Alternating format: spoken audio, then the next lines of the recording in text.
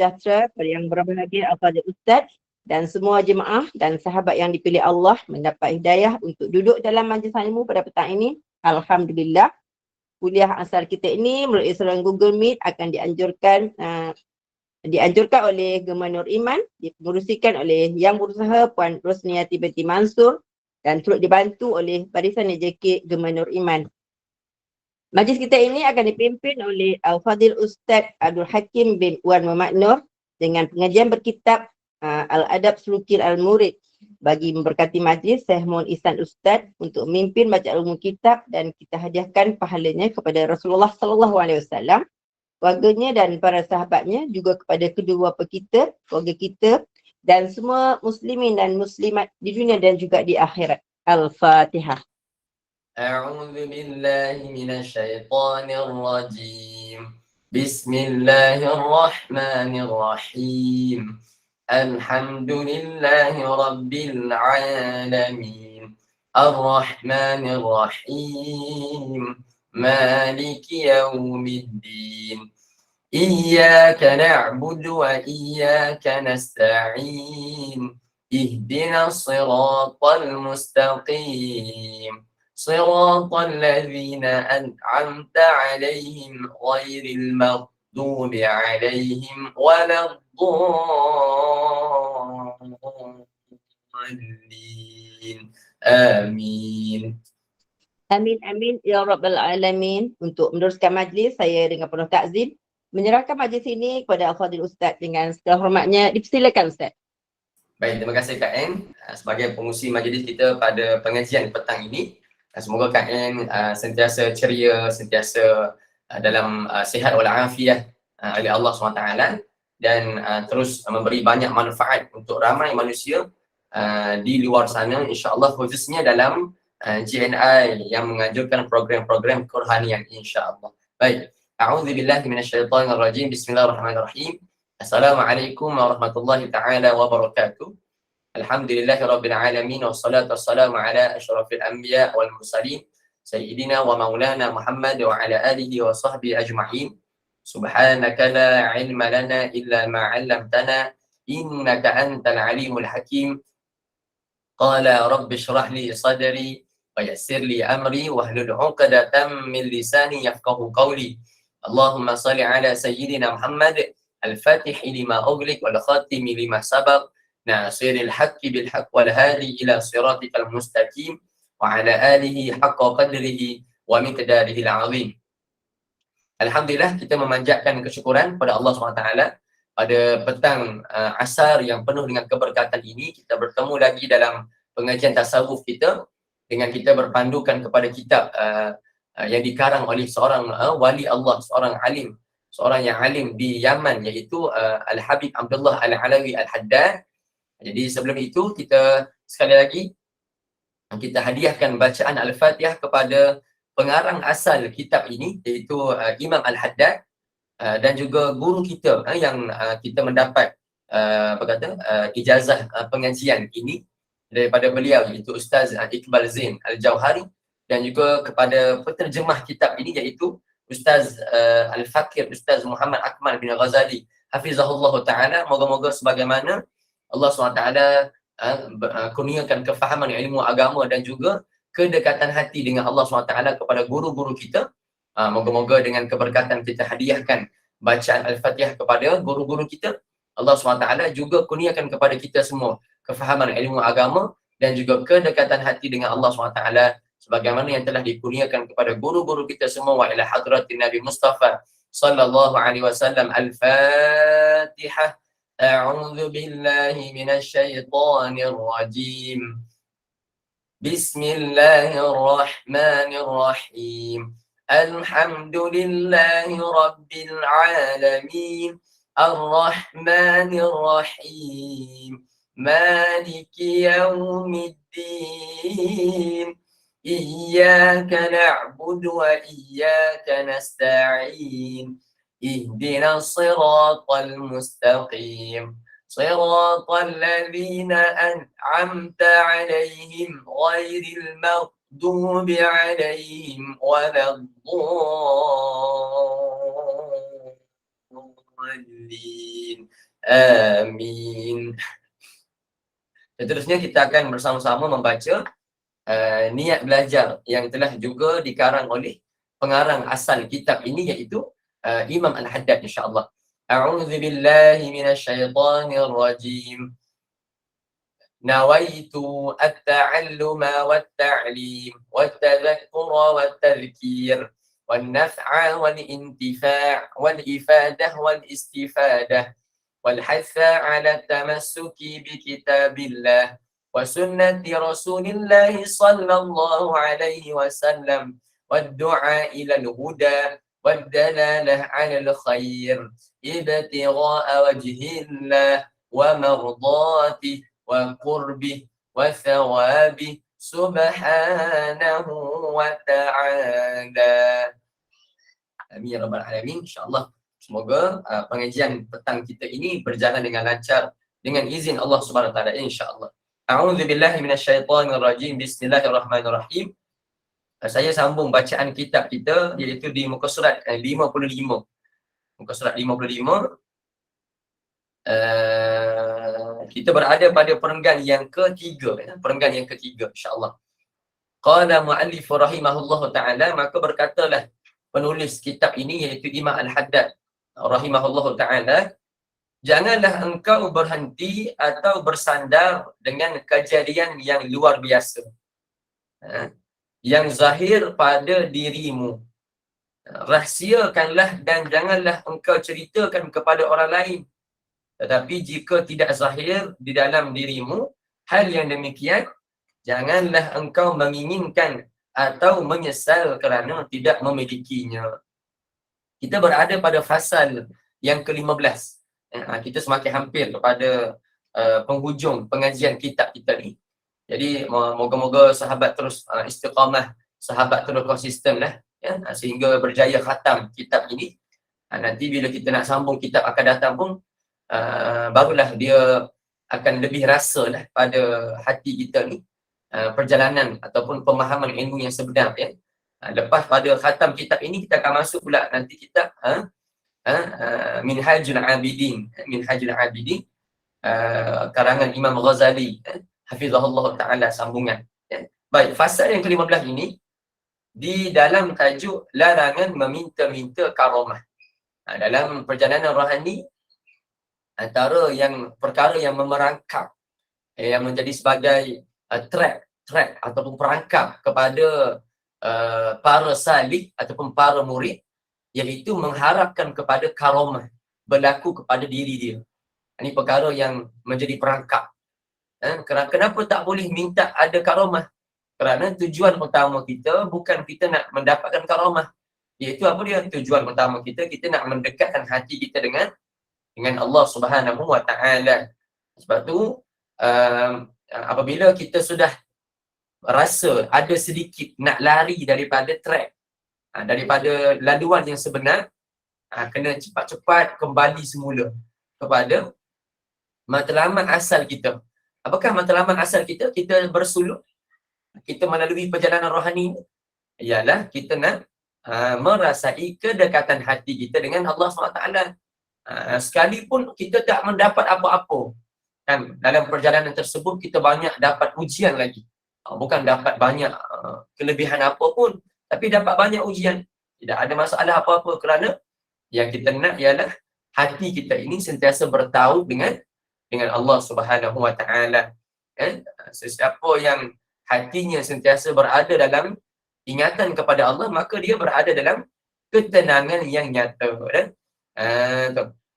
Sebagaimana Allah SWT berfirman dalam Al-Quran, dan ala bi dzikrillah tatma'innul qulub. Tidak lain tidak bukan, apabila kamu ingat kepada Allah, maka hati kamu akan tenang.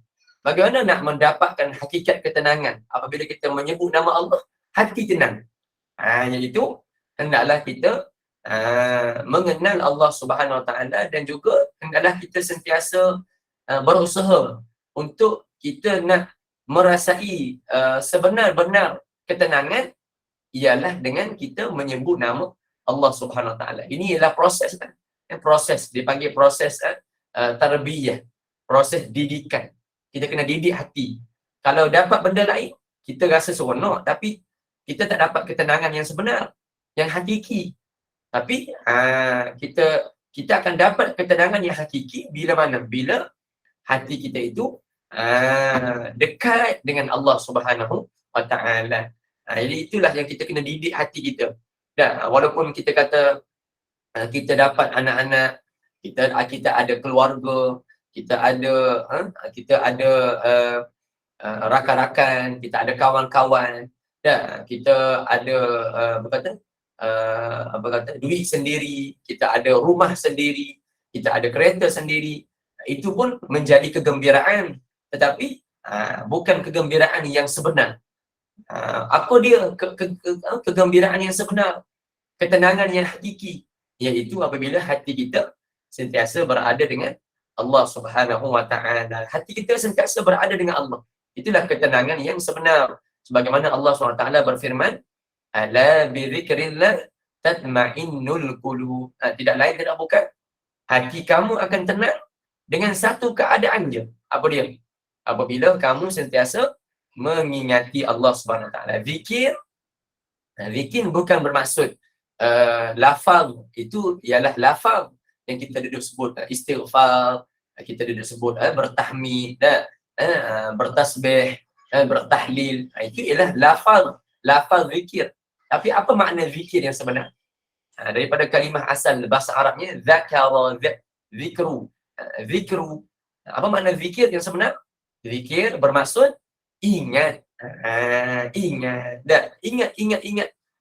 Tanda orang tu hatinya sentiasa terikat, sentiasa berpaut dengan Allah SWT, ialah di hatinya itu tidak ingat benda lain, dia hanya ingat kepada Allah Subhanahu Wa Taala. Dia bawa kereta, dia ingat pada Allah. Dia makan, sekalipun dia makan, dia ingat pada Allah. Walaupun makanan tu sedap, dia kata oh sedapnya makanan ni. Tapi di mulut sahaja dia kata sedap. Tapi di hati dia, alhamdulillah, dengan izin Allah lah bagi saya makan. Dan ada ketika kalau saya demam, datanglah chicken chop ke, lamb chop ke apa, semuanya tak sedap lah. Dah jadi mulut jadi pahit, tak boleh nak makan. Kerana yang memberikan sedap itu ialah Allah Subhanahu Wa Ta'ala. Jadi maknanya itu sebenarnya ketenangan pada hatinya.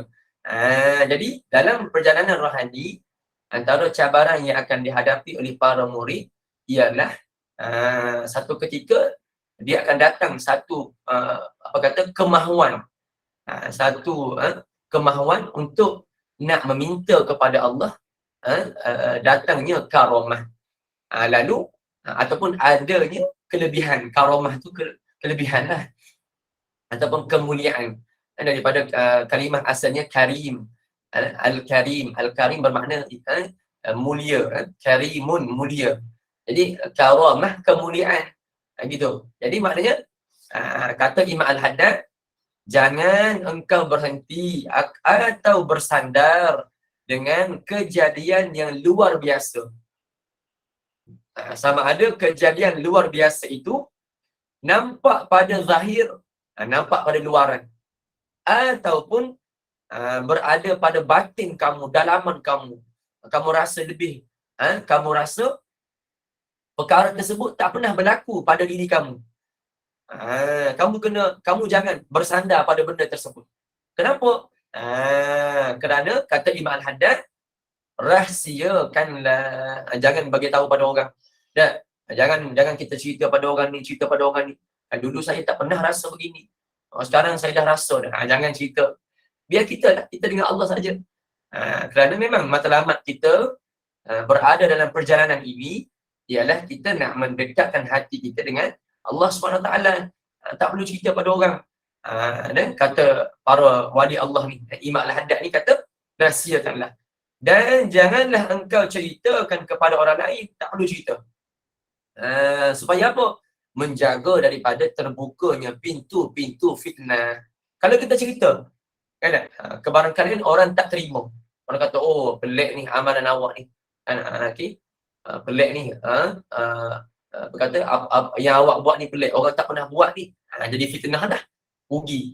Sekalipun orang terima, tetap juga tak boleh cerita. Kenapa? Dia akan membawa kepada penyakit hati yang lain. Apa dia? Riak. Kita rasa kita seorang je baik. Dan orang lain yang tak ada macam kita ni, dia tak baik. Jadi sudah bahaya lah, tak boleh. Jadi sebab tu Imam Al-Haddad kata, tak payah cerita. Tak payah kamu bersandar kepada benda tersebut. Maksudnya, jangan jadikan benda itu sebagai kekuatan kamu. Jangan. Ingat, kekuatan kita, la haula wa la quwwata illa billahil aliyyil azim. Tidak ada keadaan, tidak ada kekuatan kecuali segala kekuatan, segala keadaan illa billahil aliyyil azim, dengan Allah Subhanahu wa taala. Terus pergi pada Allah. Jangan bersandar kepada perkara yang Allah bagi pada kita tadi. Jangan. Nanti kita akan lari fokus. Wal iyadzubillah, takut-takut kita tidak berjaya sampai kepada Allah Subhanahu wa taala. Gitu jadi maknanya kena hati-hatilah dalam perjalanan rohani ni. Dia punya cabaran-cabaran itu kita kena tahu. Antara cabarannya meminta karamah kepada Allah Subhanahu wa taala, ya. Gitu. Jadi maknanya kalau ada lah contoh Allah bagi pada kita. Dan kan kita bukan duduk minta, tapi Allah bagi. Dia dah tak apa dah, tak ada masalah. Bukan kata ada benda tu kita jadi makin jadi macam mana. Nak tanya jadi macam mana? Jadi makin hebat. Tak boleh, kita tak boleh rasa kita hebat. Kerana yang hakikat yang hebatnya ialah Allah Subhanahu Wa Taala. Jadi maknanya tak perlu rasa apa-apa. Yang kita perlu rasa apa? Kita perlu rasa ialah hati kita ni semakin dekat dengan Allah Subhanahu Wa Taala. Begitu insya-Allah. Baik. Dan kalau tidak diberikan, contoh tak dapat apa-apa kan, kita melalui perjalanan rohani, kita beramal, kita taat pada Allah, dan kita perkemaskan ilmu fardu ain kita, tapi kita tak dapat apa-apa pun tidak ada masalah apa-apa. Tak perlu bersedih apa kan? Tidak perlu kata menyesal ke, tak perlu. Dan tidak perlu pula berdoa kepada Allah supaya diberikan kelebihan-kelebihan tersebut. Tak perlu. Kerana matlamat utama kita apa dia? Kita nak mendekatkan hati kita dengan Allah Subhanahu Wa Taala. Itu pun dah sebesar-besar nikmat. Hati kita sentiasa bergantung harap kepada Allah, itu sebesar-besar nikmat. Kan? Sehingga di akhir zaman ramai manusia yang telah diganggu, diuji, diberi cabaran, sehingga wal iyadzubillah tidak ada lagi kebergantungan dia kepada Allah Subhanahu Wa Taala. Tetapi ada sekumpulan manusia ni dan dia tak ada apa-apa dah pada dia tu. Kalau kita tengok tu Allah kesian dekat dia. Tapi dia dengan Allah dia tahu. Kan, dia tidak kata kelang kabut. Dia sentiasa tenang. Kenapa? Kerana kebergantungan dia sangat kuat dengan Allah Subhanahu Wa Taala. Begitu. Baik. Sambungan perenggan yang keempat. Ketahuilah bahawasanya karamah yang merangkumi seluruh karamah secara hakikat dan gambaran adalah istiqamah dalam melaksanakan segala perintah Allah dan menjauhi daripada perkara-perkara yang dilarang oleh Allah secara zahir dan juga batin. Itulah kata Imam Al-Haddad, itulah karamah yang sebenar, iaitu kita berjaya bermujahadah, kita berjaya lawan nafsu, kita berjaya didik hati kita sehingga amalan yang kita buat itu berjaya dilakukan secara konsisten, secara istiqamah. Itulah karamah yang sebenar. Bukan kata karamah ni kita mengharapkan kita boleh tak kerja pun orang mari hantar duit kat kita macam-macam, boleh berjalan di atas air, tidak begitu. Tetapi karamah yang sebenar yang disebut oleh para ulama, iaitu kamu berjaya melakukan sesuatu amalan secara istiqamah. Itulah karamah yang sebenar-benarnya erti karamah. Itu maksud karamah tadi. Baik. Dan ke atas engkau wahai para murid. Murid ni maknanya orang yang dalam perjalanan rohani. Jadi kalau sahabat bertanya, macam mana nak melalui perjalanan rohani? Kena ikutlah yang ulama dah buat ni. Ulama yang ulama dah bagi tahu ni. Kena bermujahadah nafsu. Kena mula dengan menuntut ilmu dulu. Tak boleh bermujahadah begitu sahaja, tak boleh. Berkorban. Korban apa? Tak tahu nak korban apa. Tak boleh, kena ada ilmu dulu. Dan okey. Dan ilmu mesti adanya guru, ada guru yang membimbing kita. Guru yang mursyid yang membimbing kita supaya perjalanan kita itu tidak terganggu oleh lintasan-lintasan syaitan dan juga hawa nafsu. Gitu. Dan ke atas engkau wahai para murid. Murid-murid ni ialah gelaran diberikan kepada orang-orang yang dalam perjalanan rohani. Hendaklah memperbaikinya dan sempurnakanlah istiqamahmu, maka seluruh alam yang di atas dan di bawah akan melayanimu dengan pelayanan yang tidak akan menutupimu dari Tuhanmu dan tidak menyibukkanmu dari keinginannya. Jadi bila kita istiqamah, kita beramal, istiqamah ni mencabar, sahabat semua tahulah. Istiqamah, contoh kita paling mudah sekali nak istiqamah berselawat. Ada ketika hari tu kita dah target dah, setiap hari saya nak berselawat 1000 kali contoh, ataupun tak payah ambil banyak, 100 kali tak apa dah. Dan nak kita punya nak istiqamah tu mencabar. Mana ada orang kata, oh mudah je Ustaz, saya nak buat 100 kali sehari. Ya, mencabar nak buat tu. Sebab tu kata ulama, kalau kita boleh istiqamah, maka seluruh alam, kata Imam Al-Haddad ni, seluruh alam yang di atas, maknanya penghuni dekat langit, ataupun di bawah penghuni bumi lah, akan melayanimu dengan pelayanan yang tidak akan menutupimu dari Tuhanmu dan tidak menyibukkanmu dari keinginannya. Gitu. Jadi maknanya seluruh alam akan tengok kepada kita, kalau kita istiqamah dengan amalan yang baik tadi tu. Setengah orang dia berbeza-beza.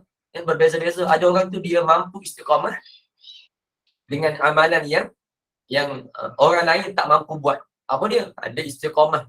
Setiap dia nak pergi solat, dia akan masuk tabung RM1. Kan? Tak apalah RM1. Tapi dia berjaya buat istiqamah setiap hari. Setiap hari pula, setiap waktu solat. Kan? Contoh, setiap hari waktu solat 5. Bermula dengan zuhur. Kiraan waktu solat ni dia bukan bermula dengan subuh.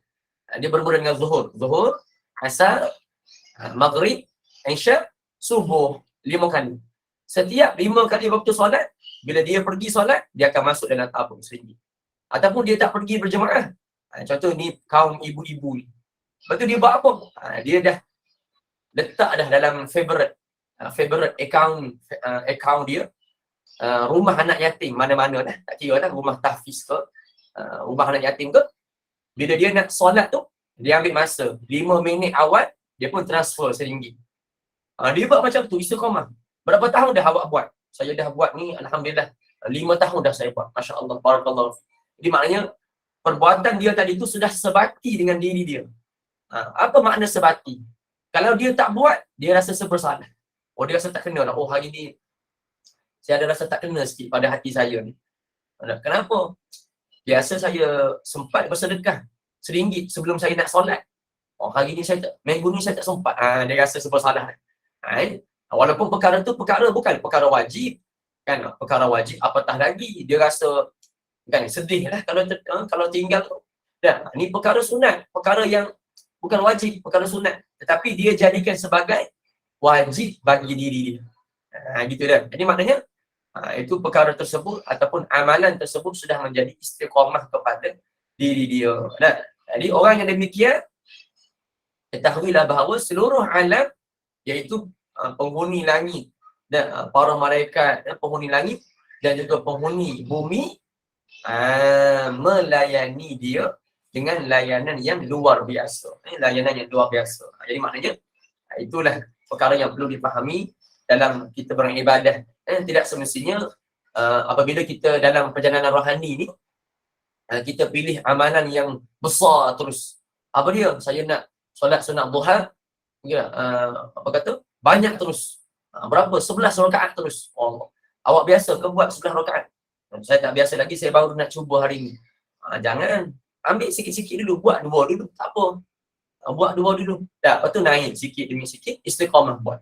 Kerana setiap amalan yang terbaik ialah bukan banyak, tetapi dinilai pada istiqamahnya. Dapat buat secara konsisten, insya-Allah. Baik, sambungan seterusnya. Jadi moga-moga Allah golongkan kita semua dalam golongan orang-orang yang dapat istiqamah dalam perbuatan yang telah kita lakukan, insya-Allah. Kalau kita tak sempat buat pagi, lepas tu buat bila? Buat malam, tak apa. Janji setiap hari kita berjaya buat dengan baik, insya-Allah. Insya-Allah. Baik. Fasa yang ke-16, masuk yang ke bab yang ke-16 dah. Baik. Iaitu rezeki milik Allah, jangan risau. Dia kata Imam Al-Haddad, kata para ulama, ya. Rezeki ni milik Allah. Allah yang memiliki rezeki tu. Jadi kita sebagai hamba jangan risau. Okay, tengok dia punya bacaan dia. Dan hendaklah wahai para murid bersangka baik kepada Allah. Tu sangka baik. Disebut dalam bahasa Arabnya apa dia? Husnuzan. Bersangka baik. Bersangka baik kepada apa? Kepada Allah SWT. Sesungguhnya perkara tersebut akan membantu engkau dan mencukupkan engkau dan akan menjaga engkau dan akan memelihara engkau dan tidak akan meninggalkan engkau pada sesuatu makhluknya, maka sesungguhnya pada makhluknya. Situ dulu. Boleh tanda.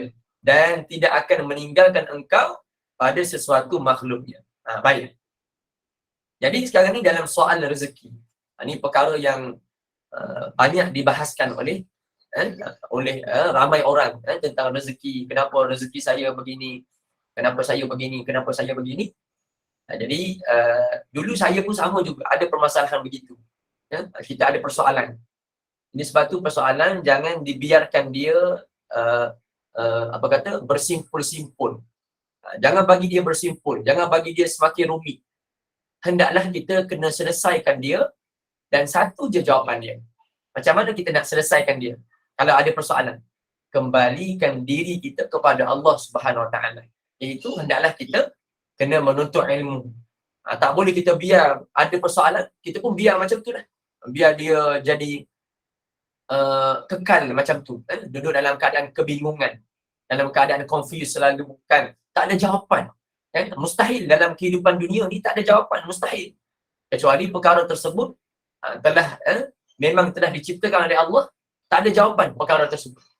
Contoh tentang alam sam'iyat, alam ghaib, tentang padang mahsyar, tentang syurga neraka, kita tak tahu macam mana keadaan dia, kecuali seseorang itu telah kembali ke hadrat Allah Subhanahu Wa Taala, baru dia boleh tahu. Itu pun tak boleh tengok lagi. Syurga dengan neraka tak boleh tengok lagi. Kenapa?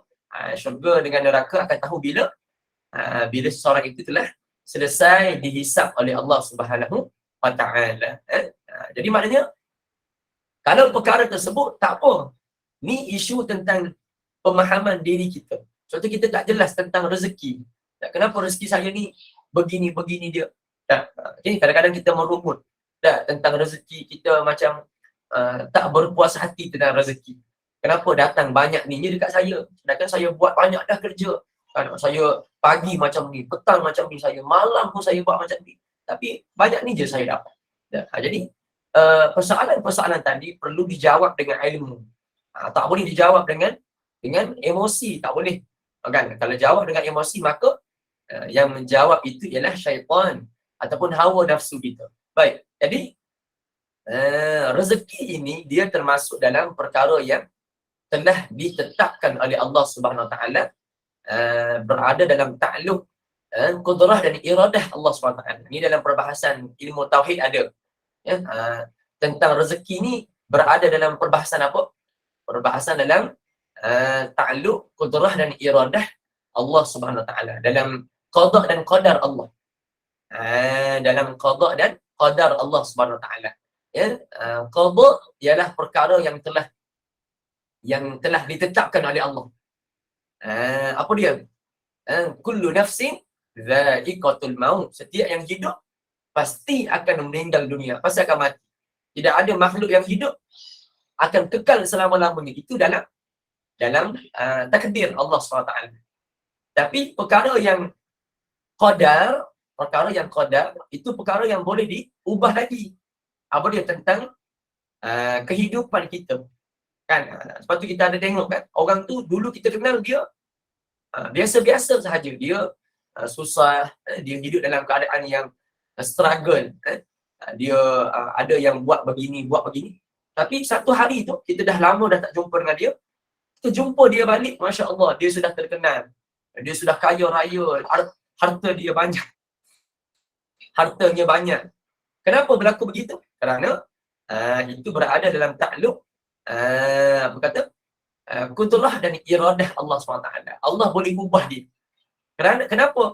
Kerana Allah bagi kepada manusia itu usaha dan ikhtiar. Dia boleh ubah. Kenapa dia boleh ubah kehidupan dia tadi? Kerana dia berusaha. Dia buat begini, dia usaha, dia cari guru, dia belajar, lepas tu dia faham. Bila dia faham, dia boleh ubah kehidupan dia. Ya, betul. Okay. Jadi, ada ke perkara yang tak boleh diubah? Ada satu je. Kullu nafsin dha'iqatul maut. Setiap yang hidup pasti akan meninggal dunia. Itu ialah perkara yang pasti. Sudah termaktub. Tidak boleh diubah-ubah lagi dalam takdir Allah Subhanahu wa Ta'ala. Tapi kalau melibatkan apa dia? Melibatkan nyawa, apa kata? Kehidupan seseorang, kehidupan, jodoh dia, harta dia, ya, nyawa dia, ini boleh lagi diubah. Sebagaimana yang berlaku kepada kisah Sayyidina Umar. Sayyidina Umar, ketika mana Sayyidina Umar membatalkan perjalanan beliau nak pergi ke Syam, lalu sahabat bertanya, wahai Umar, kalau engkau, kenapa engkau lari daripada kematian? Kalau engkau pergi ke Syam pun, kalau Allah tak ambil nyawa engkau, engkau takkan mati. Kerana yang menghidupkan dan mematikan ini ialah Allah SWT. Lalu Umar kata, benar apa yang kamu kata tu, wahai sahabat. Tetapi aku ni lari daripada takdir yang buruk kepada takdir yang lebih baik. Bermakna takdir itu boleh diubah. Takdir itu boleh diubah. Diubah dengan apa dia? Dengan usaha dan ikhtiar yang Allah bagi kepada kita. Sebab tu kalau orang tu kata, oh saya memang macam ni dah nasib saya. Memang saya susah begini dah. Kan? Saya dah usaha. Kena tengoklah usaha tu macam mana. Kadang-kadang usaha tidak kena pada keadaan dia. Tidak ada guru. Dia usaha seorang diri. Okay? Jadi maknanya usaha dia tidak kena. Jadi kalau usaha yang dibuat tidak kena pada keadaan dia, itu bukan usaha, itu dipanggil zalim. Apa makna zalim? Wada'a syai' fi ghairi mahalli, meletakkan sesuatu pada bukan tempat dia. Dan kita tak ada ilmu, kita pun duduk usaha, itu tak berjaya. Kita berkata, oh saya ni memang nasib saya memang macam ni dah, saya memang susah macam ni lah sehingga akhir hayat saya. Itu salah tanggapan kita.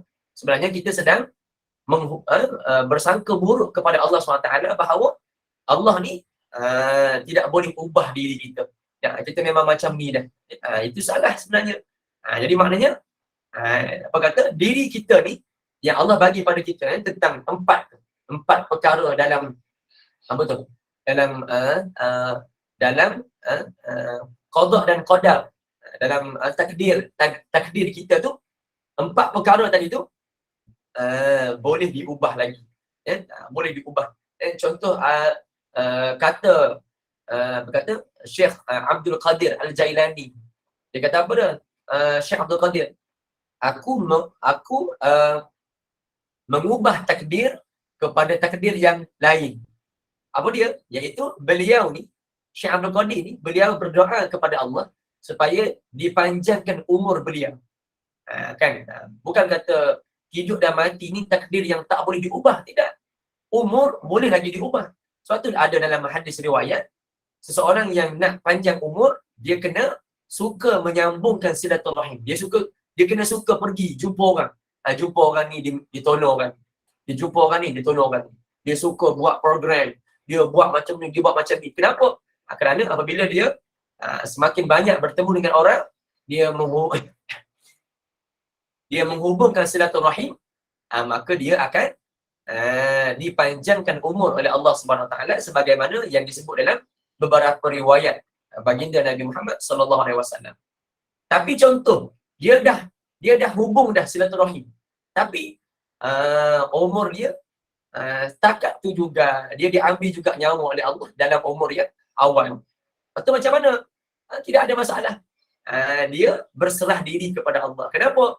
Kerana kita meyakini bahawa walaupun kita dah usaha dah, kita dah buat yang terbaik dah, tetapi yang menentukan segala-galanya ialah Allah Subhanahu Wa Taala. Tapi syarat pertama kena usaha dulu. Usaha pula dengan sebaik mungkin, sehabis baik. Bukan kata usaha sekali dua, saya dah buat baik dah. Jadi inilah yang paling baik saya buat. Jangan begitu ya. Kena usaha sebaik mungkin ya. Kena usaha sebaik mungkin. Kerana apa dia? Kerana Allah bagi kepada kita apa tu? Usaha dan juga ikhtiar gitu baik, okey. Jadi maknanya jadi maknanya tadi tu bersangka baik kepada Allah. Dalam soal rezeki, di sini perlu kita mendidik hati kita untuk sentiasa bersangka baik kepada Allah Subhanahu Wa Taala ya. Dapat banyak pun alhamdulillah, dapat sedikit pun alhamdulillah. Kerana yang layak menerima pujian ialah Allah Subhanahu Wa Taala yang memberikan rezeki kepada kita. Kita ni bukan apa-apa. Kalau kita kata kita ni sebab kita beramal banyak dah kita dapat rezeki banyak ni, tidak. Amal banyak mananya kita boleh tahulah. Tak, diri masing-masing boleh tahulah. Tak, kita beramal banyak macam mana tu kita boleh tahu. Tak, kualiti solat kita tu kita boleh tahulah macam mana keadaan kita. Kadang-kadang kita akan fikir saya ni tak layak nak terima nikmat yang Allah bagi pada hari ni. Tapi Allah bagi pada saya banyak dah. Banyak Allah bagi pada saya. Tapi kalau nak kata layak, saya tak layak. Saya ni di hadapan Allah sangat-sangatlah hina. Amalan saya ni ketika mana saya solat kadang-kadang tidak khusyuk kepada Allah SWT. Ingat benda lain. Tapi Allah masih lagi sayang pada saya. Kita boleh tahu ya. Tetapi dalam soal rezeki kita sentiasa bersangka baik kepada Allah Subhanahu Wa Taala insya-Allah. Jadi saya berhenti di sini dahulu insya-Allah. Kita akan tengok huraian yang lebih mendalam pada minggu akan datang berkenaan dengan penerangan Imam Al-Haddad. Bagaimanakah kita nak mendidik hati supaya kita sentiasa bersangka baik dengan rezeki yang telah diberikan kepada kita semua oleh Allah Subhanahu Wa Taala insya-Allah ya. Ini perlu kepada pemahaman yang betul supaya soal kehidupan kita ni dia tidak menjadi halangan untuk kita nak meneruskan lagi perjalanan kita kepada Allah Subhanahu Wa Taala. Itu yang kita nak tu kan. Kita tak nak perkara hal-hal dunia ni menjadi halangan, menjadi blockage, menjadi blok, menjadi hijab untuk kita berjaya sampai kepada Allah Subhanahu Wa Taala. Sebab tu saya ingat lagi kata Syekh Zainal Asri. Berkata bila kita keluar daripada rumah kita tengok kita ada kereta macam ni kan. Kita kena bagi tahu pada Allah. Kita kena bercakap dengan Allah. Ya Allah, berkata sebenarnya tidak layak diriku ini menerima nikmat-nikmat begini ya. Engkau bagi kepada aku ya Allah ya. Kan sebenarnya aku tidak layak menerima nikmat-nikmat ini kerana aku tahulah bagaimana keadaan diriku denganmu ya Allah. Kadang-kadang solat aku ini solat yang lewat. Kadang-kadang solat aku ini tidak khusyuk kepada engkau ya Allah. Kadang-kadang ibadah aku tidak meminta untuk nak dekat dengan engkau, tapi aku banyak meminta tentang hal-hal dunia ya Allah. Aku tahulah tentang kualiti ibadah aku. Tapi engkau masih lagi beri nikmat ini kepada aku ya Allah. Jadi kita kena bercakap begitu kepada Allah SWT dan kita kena sedar bahawa itulah hakikat diri kita. Kita tak perlu nak menyombong diri, nak kata kita ni soleh, kita ni beramal banyak atau tidak. Tetapi kita kena sentiasa hinakan diri kita di hadapan Allah Subhanahu Wa Taala. Kena rasa begitu insya-Allah. Baik. Jadi itu saja untuk pada petang ini. InsyaAllah kita bertemu lagi pada sesi yang akan datang. Ya, Puan Amira kata tu beruzlah. Uzlah bermaksud kita kena cari satu masa kita kena duduk seorang-seorang. Kena duduk, kena jauh daripada kesibukan dunia. Kita kena duduk seorang-seorang, kita kena berzikir dengan sebenar-benarnya khusyuk hati kita ni, sebenar-benar hadir hati kita dengan Allah Subhanahu Wa Taala. Barulah kita semakin merasai bahawa apakah matlamat sebenar kita diciptakan oleh Allah Subhanahu Wa Taala, insya-Allah. Itu saja daripada saya. Mohon maaf, saya tak boleh nak memanjangkan kalam. Kita jumpa lagi sesi yang akan datang. Untuk persoalan tu mungkin akan datang kita boleh bersoal jawab lah, insya-Allah ya. InsyaAllah. Baik. Jadi itu saja daripada saya. Kita tangguh pengajian kita pada petang ini dengan tasbih kifarah dan surah Al-Asr. Subhanakallahumma wa bihamdika asyhadu an la ilaha illa anta astaghfiruka wa atubu ilaik. Bismillahirrahmanirrahim. Wal 'asr innal insana lafi khusr illa alladhina amanu wa 'amilus shalihat wa tawasaw bil haqqi wa tawasaw bis sabr. Sallallahu ala sayyidina Muhammad wa ala alihi wa sahbihi wa baraka wa sallam. Alhamdulillahirabbil alamin. Assalamualaikum warahmatullahi taala wabarakatuh. Saya serahkan majlis kepada pengurusi majlis kita, KM, insya-Allah. Silakan.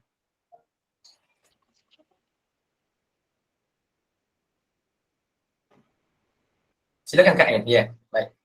Waalaikumsalam warahmatullahi wabarakatuh. Okey, baik. Alhamdulillah. Ada tamu tidak, Ustaz? Okey, baik. Alhamdulillah, syukur pada Allah bila asal kita berjalan dengan lancar. Moga